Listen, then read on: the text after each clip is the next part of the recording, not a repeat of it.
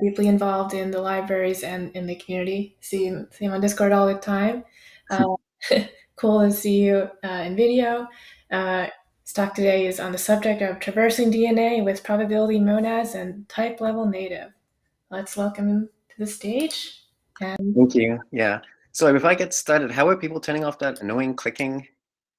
I'm worried it's going to keep interrupting my. there's a gear setting, the device settings. It's a gear icon next to your profile icon, Yeah, visual chat, and it says sound effects. I don't see sound effects in there. Okay. Shoot. Maybe we'll just have to manage. Yeah, maybe after you get off from speaker mode, we'll see. Oh, okay. Well, anyway. Okay. Yes. Oh, so how do I share my screen? Hi there. Oh. Coming in for just a second, Arman, if you click on your own icon up there next to the gear setting, you should see the button you need. Got it. Thank you. Okay, we're good. Thank you so much. Thank you, Sam, too. Okay, so how are we sharing the screen? Yes. Oh no. We're going to have to go through an accessibility. Sorry, everyone. Let's see. Okay, I am sorry. I think I have to quit and reopen Chrome to share my screen. I'll be right back.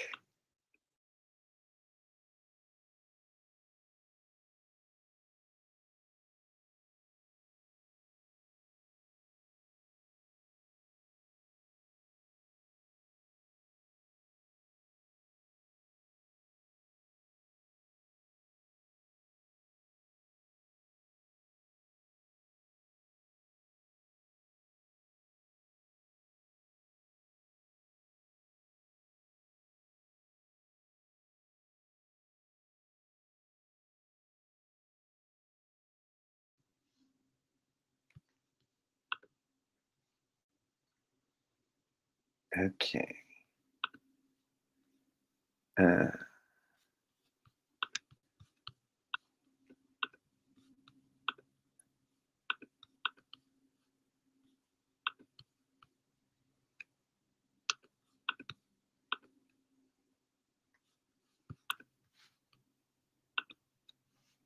Okay, are we working? Oh, hopefully I can't see spatial chat anymore. Yes, so I'm really excited to talk about this material because I haven't really talked about it, and it also shares some of my other interests outside of, or sort of my intersection with FP and the type level community and how I got involved originally and sort of what's been motivating me. And that's why, yeah, I've got this, I'm also sort of justifying 2 years of procrastination or some productivity working on OSS in type level and Scala and getting to meet and become friends with really, really cool people. Yes. So let's get started. Yeah. Yeah. So there's this really nice quote I like. It says, "Nothing makes sense in biology except in the light of evolution." And it's by a Ukrainian-born American biologist, Theodosius Dobansky, several years ago now. Unfortunately, I was looking up the context for this quote, and it was probably being used to motivate some dated ideas, maybe. Like, I think this was around the time like DNA and stuff was coming into the fore, and they maybe weren't so sure about that. But it's a good quote. I like the sentiment of the quote, which is that evolution offers a really, really important evolutionary biology research that takes an evolutionary perspective, offers a really, really important approach to understanding the natural world. It offers sort of a unique perspective, a unique insight. And so on the topic of DNA molecules, this is sort of the raw material for evolution. And I have to say, it's very strange. I haven't given a talk really to a less biology-oriented audience before. So that's why we're talking about what DNA is. It's a good reminder for me too, because usually when I think about DNA, I think about it in terms of A, C, G, and T. And honestly, conceptually, that's fine. Like, that is the really nice thing about DNA. It is just strings that are sequences of 1 of 4 characters, which are A, adenine, which is a nucleotide molecule, or cytosine C, or guanine G, or thymine T. And I mean, the chemistry is they form these strands, but we can just think of them as strings of A, C's, G's, and T's. And this is fudging it a bit. It's not just DNA molecules aren't the only, there's also RNAs and things, but the basic idea is that we've got these they're called 4 nucleotides or 4 bases, and they are sort of the raw material for evolution. And what I mean by that is that when we talk about organisms, and when we talk about organisms evolving, we're talking about their DNA, their genomes mutating. And that is sort of the raw process of evolution. So that is sort of a key component, the fact that these DNA-based genomes can mutate, and they mutate in a pretty constrained way, you could say, because at the end of the day, it's just strings of A, C's, G's, and T's. And of course, it's more complicated now when you really get into biology, but at a high level, we're just talking about A, C's, G's, and T's changing to others, A, C's, G's, and T's. So it's actually pretty conceptually nice to think about. And the other key thing is that genetic material, DNA, is inherited between parent and child. And that can mean, like, we can think about, like, actual organisms like human, parent to child, or we can think about, something like viruses, and a virus replicates, and there's a conceptual parent and a conceptual child, and genetic material is being passed between them. And so on the right side here, what I have is, it's called a DNA alignment. And basically what it's showing is, I think this is yellow fever virus. It's showing a bunch of genetic sequences. Each of the rows is a different sample of the virus, and you can see that there are some similarities, but there's also some differences. But some of these differences are in common between them, and this is where the sort of genetic data is really fascinating and valuable, because it is both the process, but it also sort of leaves a trace that gives us insight into the process. And yeah, it's really cool to work with this kind of data. Yes. So if we sort of take a step higher up and we think about sort of higher level models of evolution, I would say phylogenetic trees, sort of evolutionary trees, these are the sort of the unifying model that help us incorporate a lot of different ideas, a lot of different types of data into understanding how organisms evolve on a grander scale. So I really like this very famous picture from Charles Darwin's notebook in 1837, and nobody knew anything about DNA or anything like that then, and he just writes, "I think," and he draws this figure of a phylogenetic, of an evolutionary tree. So yeah, this is some of the first thinking about on evolution, how evolution can be represented as a tree-like diagram, or if you fancy, it was like acyclic graph, directed graph. So if we look at a modern phylogenetic tree, so the one we have on the right side, it's got bacteria, plants, birds, marsupials, humans. And what the tree is representing is, first of all, sort of representing the evolutionary process. And the idea is that it starts from the root at the bottom of the tree. And this is basically hypothesized to be the ancestor of all the species in this case, or all the organisms that are included in this phylogenetic tree. And the idea is that sort of we're moving up. We've got an evolutionary process going on where sometimes organisms are sort of diverging into 2 independent groups. And also there's obviously some kind of mutational process going on, given that bacteria, plants, birds, marsupials, and humans look quite different and are operationally very different. And the other thing that's really important about phylogenetic trees is that they sort of help us reason about how closely related different things are. So because of how humans and marsupials are basically grouped together, they share a common ancestor, which is that internal node on the tree. They share a common ancestor more recently than any of the other organisms in the tree, and so we can say that they're more closely related to each other. Yes, so this is the main idea. Phylogenetics is a model for evolution. And it's a high level model. It's an abstract model, and obviously in the details, there's a lot of potentially complicated things going on depending on what the organisms involved are.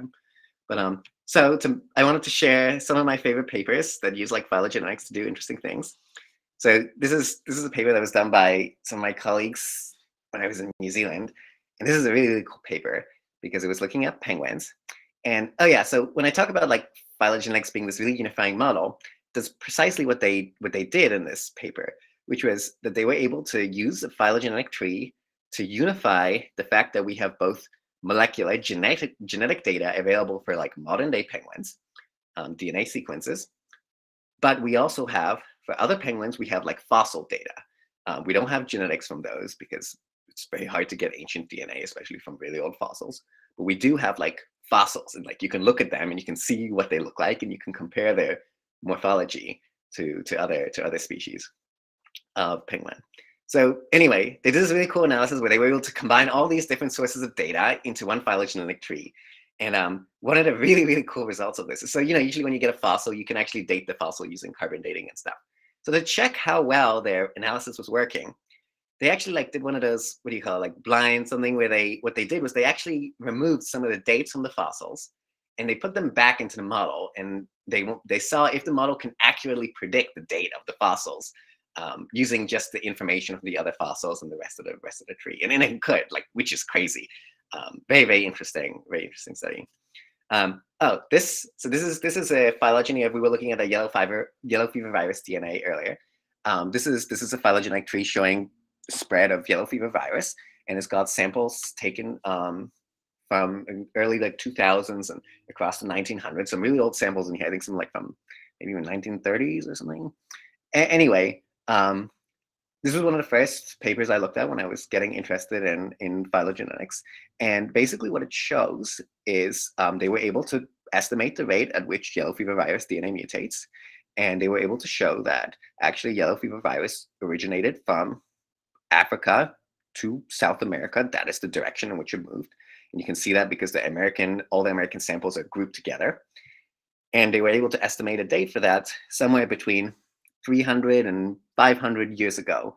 And this is around the time when there was human trafficking happening from Africa to South America. And so basically they found hard evidence showing that process, and the fact that yellow fever virus was carried along during that time as well.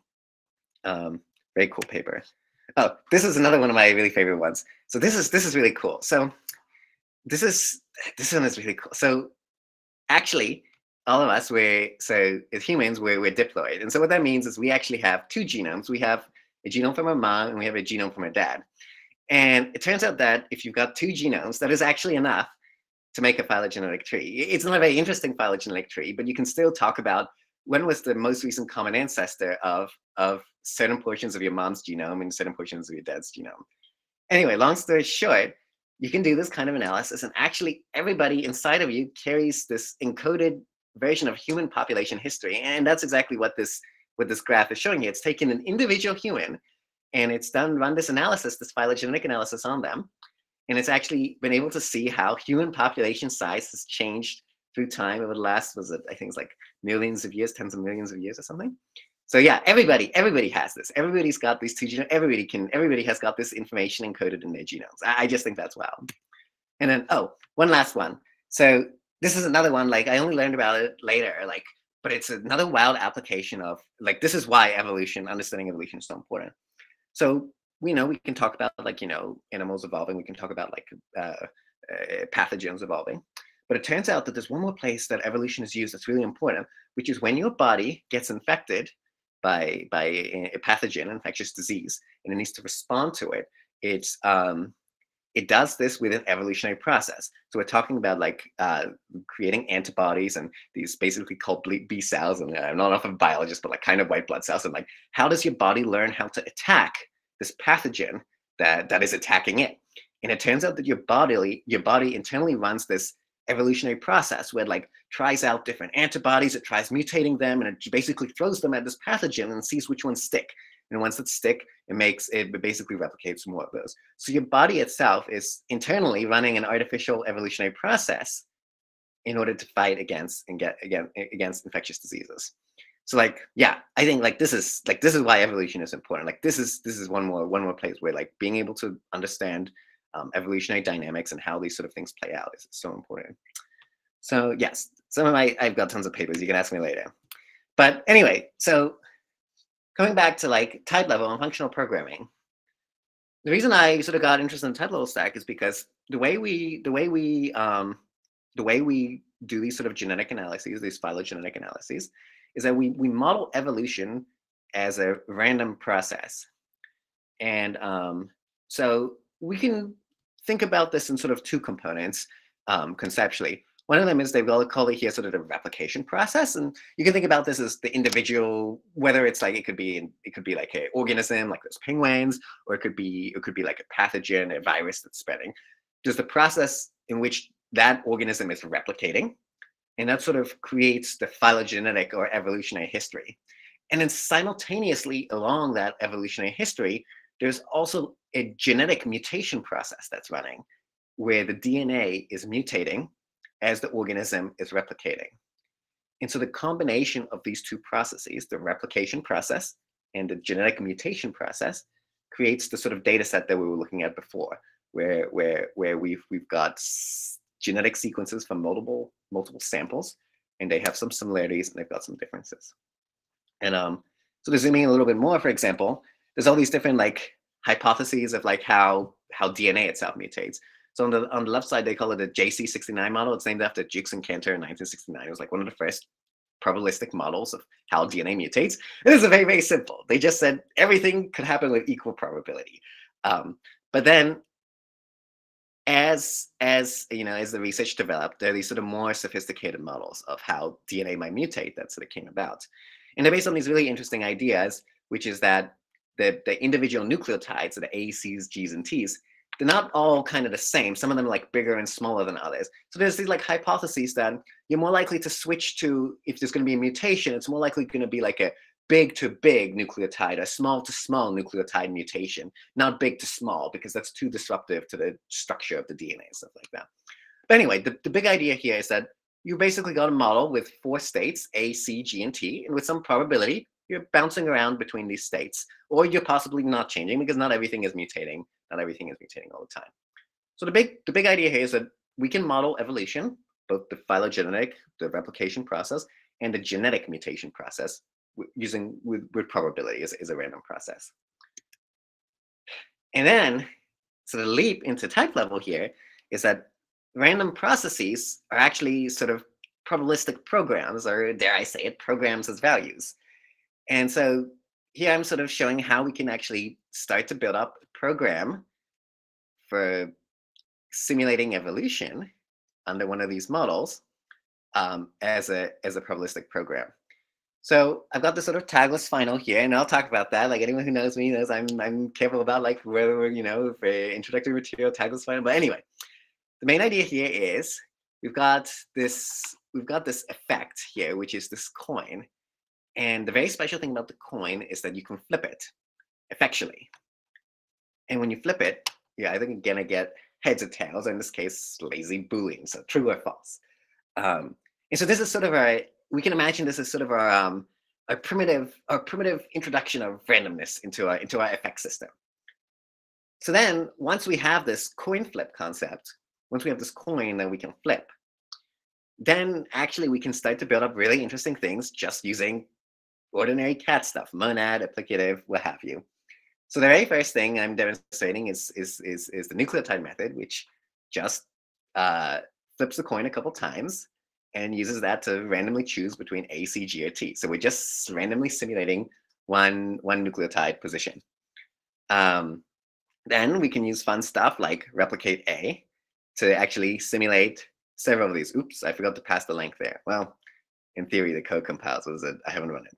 Anyway, but yes, the idea is that you can, if you can simulate, if you can have a probabilistic program that represents one nucleotide, you can then run replicate A on that program, and you can have a program that actually generates a string, which is multiple nucleotides together. So the idea now is like we're starting to talk about like the genetic sequence of an organism, right? So yeah, and like again, like this is really cool. Like the fact that we can transform this program using replicate A, like this is the programs as values thing, and it's really beautiful. And it's so cool that the same machinery that's developed for networking can be applied to probability. So going further, we can continue to build some really interesting things. So I know I said traversing DNA in the title of the talk, so I had to get some traverse into there. So now we've got a couple methods that are about like evolving in existing population. And so we've got 2 methods here. The first method is just mutate. And what it's doing is it's taking an existing string, which is a nucleotide sequence, so a string of A, C's, G's, and T's. This represents the genetic code of a single individual. And it's traversing it. It's going through each position. It's going through each position in that genome, and it's looking at B, the base, the nucleotide base. So this is either an A, C, G, or T.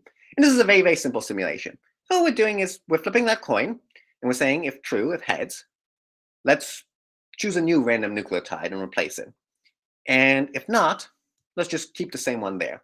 So in this way, we're running a very, very basic mutational process, which is we flip a coin and we decide whether we're going to change what we have there, or we're just going to keep whatever nucleotide, whatever A, C, G, or T is already in that position. And again, you can see the composition is happening here because we're just reusing that nucleotide program that we already wrote that generates a base, an A, C, G, or T, in the case where we do decide that we want to mutate. And then we're taking this a step further in the evolve method, which is doing something really interesting. So this one, instead of taking a single DNA sequence, it's taking a list of DNA sequences. And the idea is this is supposed to represent a population of individuals. So if you've got many, you imagine you've got some population of, I don't know whether it's penguins or you've got a population of many viruses, and so they're all evolving together.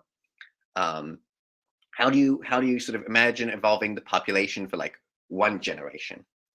And oh yeah, so this is one of the few times maybe you can pull out flat traverse or something.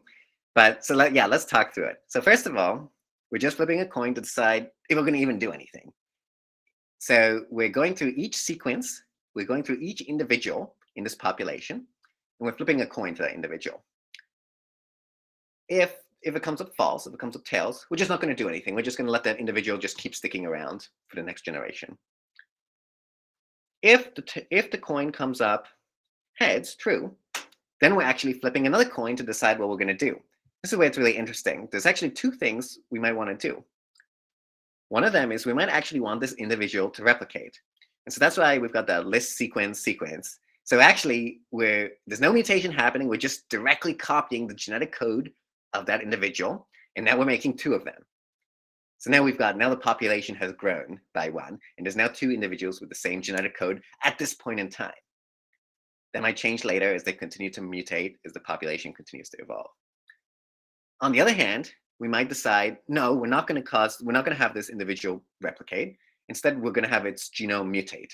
So that's the other possibility. So yes, so now we've written a method that takes an existing population that may consist of many individuals in their genetic codes, and it evolves that population. And it does so by either doing nothing or causing some of the individuals to replicate, or mutating some of the individuals' genomes in that population.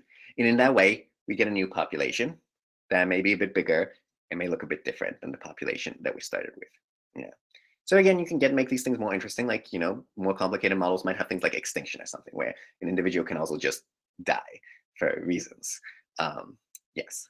So to sort of wrap it all up, I have this method we just call it Go, because that's what we call the fun methods and everything. But basically what it does is it seeds the whole process, which is we simulate a nucleotide sequence of length 3. So it's 3 bases, an A, C, G, or T, three of those. So that is the genome. We have a genome of length 3 of our individual. And then we're creating our initial population. So that we're plopping it into a list. It's a population of size 1. And then, it was lazy here. I just did flat map evolve 3 times to represent evolution by 3 generations. If you're fancy, you can do some sort of fold or something to do it more interestingly. But there you go. We've now evolved the population 3 generations. So we now have a method that basically takes nothing. It just takes a monad, which also has this ability to inject randomness with this coin type class, and it gives us a population. Gives us a population of individuals with genetic sequences. Yes. So, okay, so this has all been in abstract F, and I apologize. But it's because there's actually different probability monads that you can use. And I think that's really cool. And it's one of the most compelling things about using functional programming and type-level stack for doing this kind of work. So, yes, one of them is called, I actually don't know, is it Giri monad? Anyway, this is a cool monad. And so the idea of this monad is, and it's cheating a bit. I used map there. It's assuming universal hashing. We won't talk about that. Anyway, the idea of the Dewey monad is it's a strict data type. And what this strict data type is representing is all the values that the it's got a map that represents all the values that your program can take at that point in time. And it's also got a probability saying what is the probability the program takes that value at that point in time. So for example, to implement this coin type class, we have the flip. There's basically two states. It's either false or it's true, and they're both going to be 0.5. So that's what we've encoded there. There's a half probability of it being in a false state, and there's a half probability of it being in a true state. So that's what we've encoded. That's what we've encoded there. To implement the monad for a Dewey, we need a pure method, and the pure method is again like pretty conceptually straightforward. The idea of pure is that you're lifting a value into the monad, and it's just that value. There's no randomness. It's deterministic. So you can just say that the probability of getting that value is 1.0. Like you will get it with definite probability. Yes. And then the more complicated method is the flat map. So hopefully I coded that right, but it doesn't matter because we will just talk about what it's doing. And basically what it's doing is it's going through, we've got this GA, so we're taking an input, the Q monad with all the values of A, and we're basically iterating over those. And for each of the possible values of A and the probability that we would have that A in the first place, we're then seeing what the next step would be, we're running that F function on it and basically looking, sequencing the next part of the program. And the next part of the program is going to be generating different possible values of B with different probabilities. Then we're basically just multiplying those because we say, okay, first of all, what is the probability of getting this value of A? And then once we have this value of A, there's some probability of getting this value of B. So then we multiply those probabilities and we get the joint probability of getting that B from, given that we started with that A. And basically because what happens is different A's might lead to the same B's, you then sort of have to add all this up. So what's a better way to describe it? Conceptually, we're iterating over all the possible intermediate states that could be. We're iterating over all the possible A's that you could have and over all the possible B's and the ways to get from those A's to those B's and the probability of taking those paths. And then once we have all of those, we have a bunch of B's with the probabilities of getting to those B's, and some of the B's might be repeated because there may be many A's that can get to some B with some probability. So we have to add up all of those. A bit complicated, but this is a Dewey monad. And so we can actually run the little program we made, and well, we could run it. I was lazy, I didn't really run it, but what it does, what it basically outputs is something like this, which is, in this case, it will output a really long map. In this map, we'll be pairing different populations. So this is what a population looks like. It's a sequence of individuals and their genomes. And it will be mapping those to some small probabilities. Well, in this case, it's small probabilities because we're talking about lots and lots of, we're talking about a few generations of evolution. But anyway, it's mapping them to some probabilities. And if I'd actually bothered to run it, we'd have maybe some interesting numbers there or not. So it's an interesting thing to talk about actually running this, because the sort of the catch with the Dewey monad is that we just talked about how in that flat map method, we're kind of iterating over all A's and we're iterating over all B's. So if anyone's thinking like, quadratic or exponential or something, yes, not good. So yes, that is the problem with the Dewey monad, is that sort of the state space can kind of get very, very large. And so it can get very difficult to run very large and very complicated programs with the Dewey monad. But it is still useful for running sort of small toy things, and like it's useful for debugging stuff, because you can just plug in a Dewey monad and get like deterministic results to tell you exactly what you should have been getting, instead of well, we'll talk about the next one here, which is the other monad you can use is a state monad, which has got a pseudo random number generator. And so this one's fun because you can just cheat and use the state monad from cats. In which case, the other thing, I really cheated on this one. The other thing you need is you need some pseudo random number generator. You need a pseudo random number generator. Fortunately, this is exactly the case that's discussed in the cat's docs. So I was able to steal that as well. So that is where that seed class comes from. And the idea is the seed just represents the state of the random number generator. And so the most important thing is you just need a way of getting the current, you need the current state of the random number generator. And you need a way to sort of get it to go to the next state. So if anyone who's not familiar with the state monad, basically what it's doing is it's threading some state through your program, and it's letting you write a monadic program. And it's worth pointing out that is unlike the jury monad, which we talked about as being a strict data type. The state monad is a lazy data type.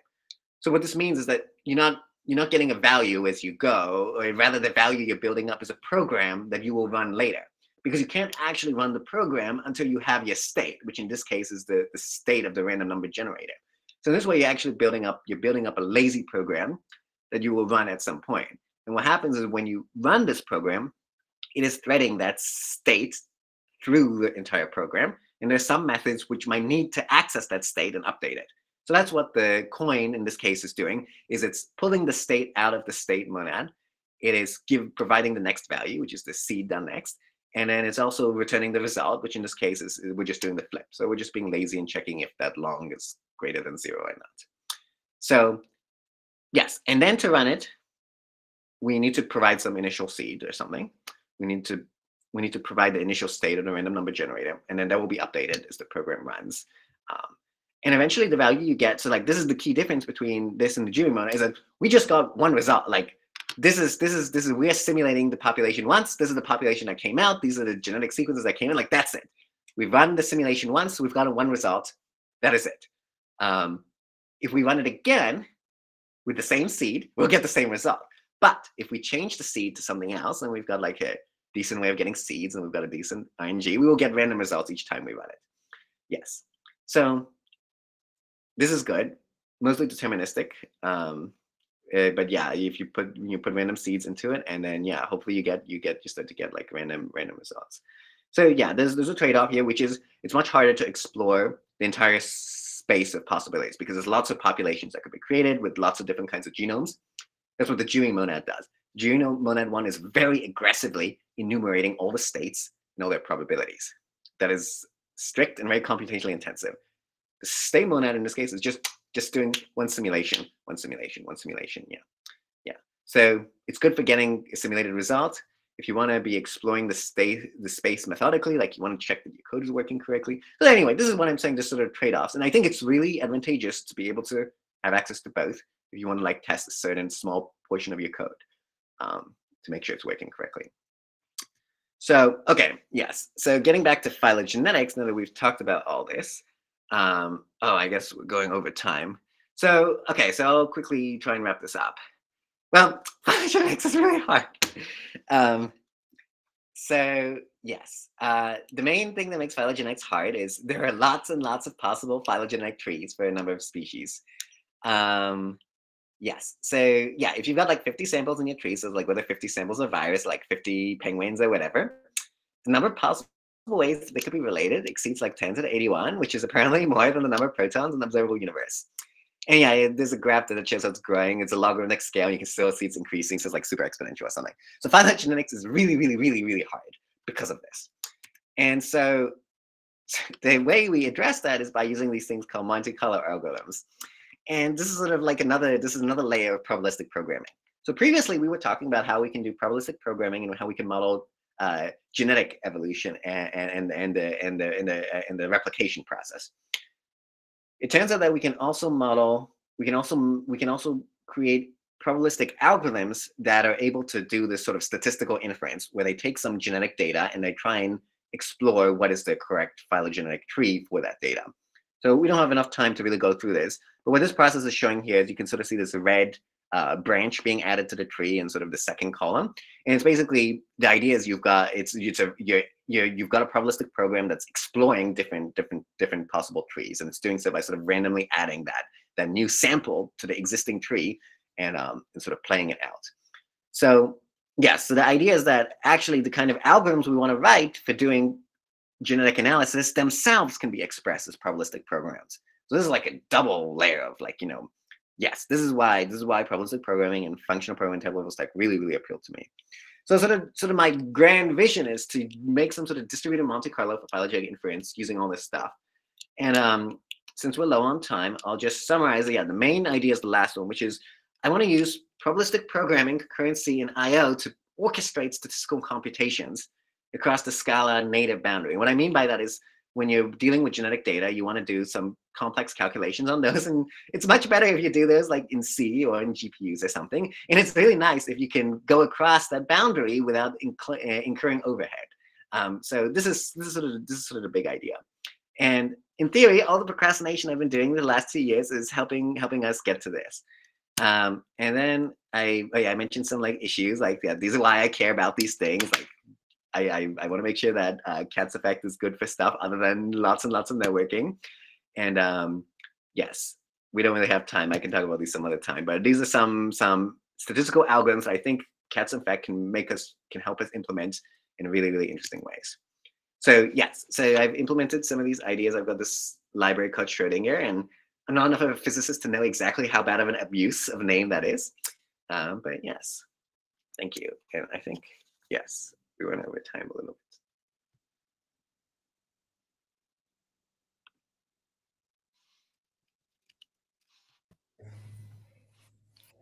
Thanks a lot, Arman. Oh my gosh, infinite screen. How do I stop this? I guess you're doing some evolution. I don't know how to recursive replication. There we go, replication. Thanks a lot. And as Arman mentioned, he has even more to say. I guess we could probably continue that conversation in the Traversing DNA Talk channel and with any questions as well. Yeah, so I'll stop the recording. Thanks again. Thanks for listening.